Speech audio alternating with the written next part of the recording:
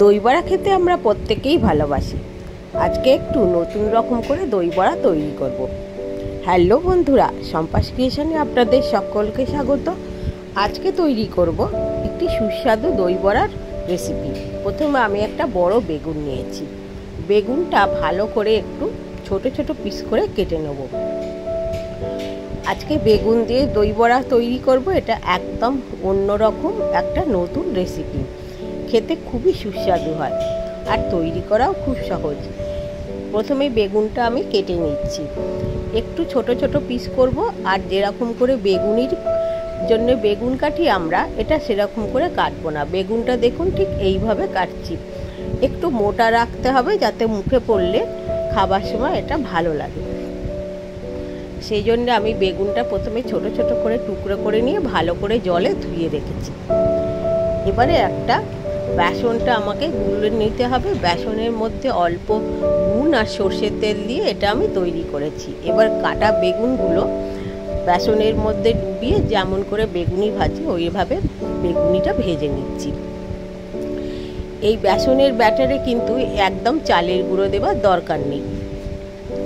সেই জন্য আমি এটা এমনি বেসন, নুন আর সর্ষের তেল দিয়ে তৈরি করেছি, যেরকম সাধারণভাবে করি। আর আমরা যেরকমভাবে বেগুনি ভাজি এটাও ঠিক ওরকম করেই ভেজে নিতে হবে। একটু ব্রাউন কালার আসলেই তুলে নেবো, মানে অল্প একটু ব্রাউন কালার, ঠিক এই রকম। সমস্ত বেগুনগুলো একই রকম করে আমি এখন ভেজে নিচ্ছি। তো এবারে একটা দইয়ের ঘোল তৈরি করব। তার জন্য আমি এখানে 200 গ্রাম মতো দই নিয়েছি, টক দই। এতে দেবো একটু বিট নুন। তো এখানে সাদা নুনও দিতে পারেন। বিট নুন দিলে স্বাদটা খুব ভালো হয়। ভালো করে দইটা প্রথমে ফেটিয়ে নেব, নিয়ে অল্প অল্প করে এতে জল দিয়ে একটা পাতলা ঘোল তৈরি করতে হবে। খুব গাঢ় কিন্তু করব না।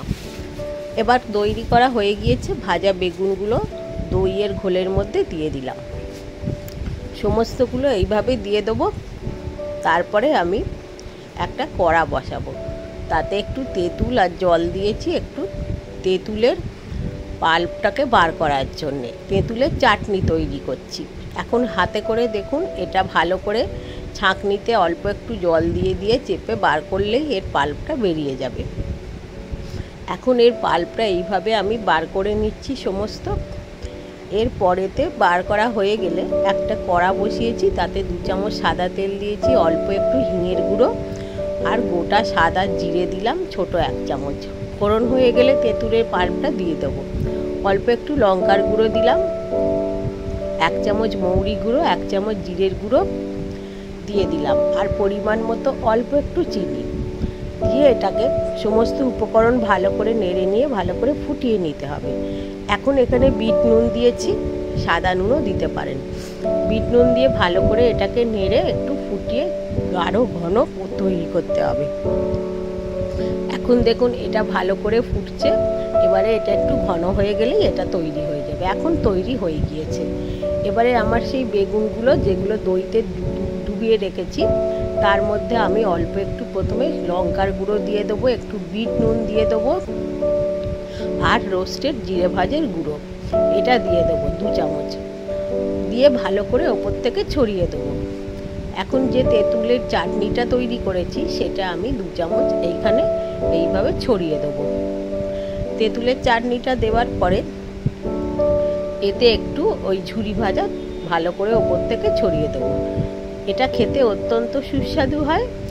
আর যদি আপনাদের এই রেসিপিটি ভালো লাগে তাহলে আমার চ্যানেলটিকে সাবস্ক্রাইব করার অনুরোধ করব। একটা লাইক আর কমেন্ট করে দেবেন, দিলে খুব ভালো লাগবে। বেল আইকনটা প্রেস করে রাখলে আমার আপলোড করা ভিডিওর সমস্ত নোটিফিকেশান আপনারা পেয়ে যাবেন। এটা অবশ্যই তৈরি করে খেয়ে দেখবেন কেমন লাগে। আজকের মতো ধন্যবাদ সকলকে। সকলে সুস্থ থাকুন, ভালো থাকুন।